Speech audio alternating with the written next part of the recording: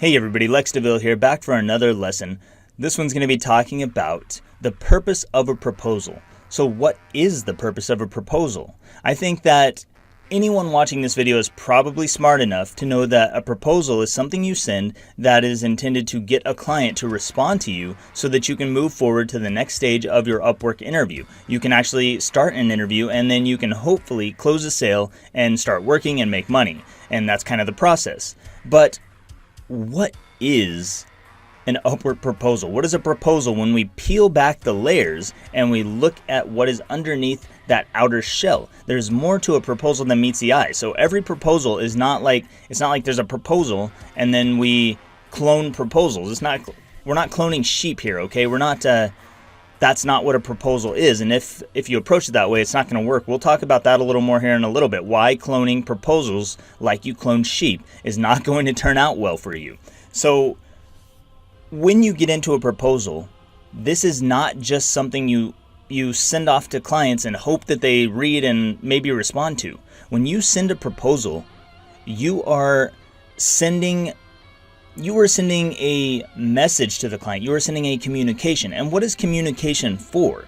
If you understand what communication is for, you understand that communication is a way of establishing relationships. So communication establishes relationships. We communicate with other people. Sometimes we communicate with ourselves, but on Upwork with proposals, we're communicating with the client in order to establish a new relationship. They don't know you yet, and you don't know them yet. So you have to say things that make them want to respond to you, and in doing so, you can begin your new relationship.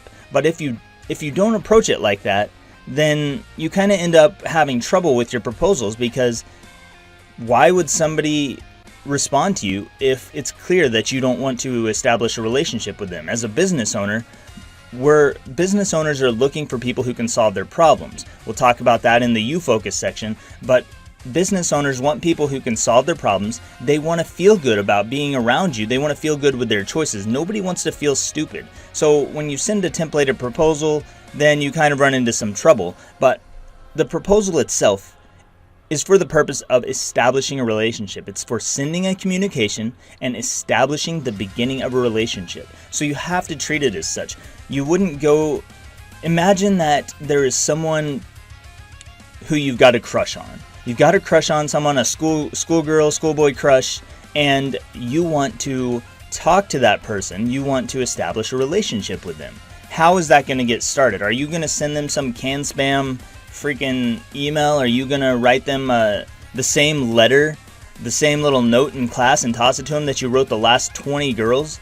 I don't know, maybe you will, but I suspect that that's not going to work very well. I suspect that you are going to take this more seriously. You might be a little bit nervous, and you're going to think really carefully about what you have to say to that girl or that guy to get them to notice you, to get them to respond to you. You have to be different, and you can't be like everybody else.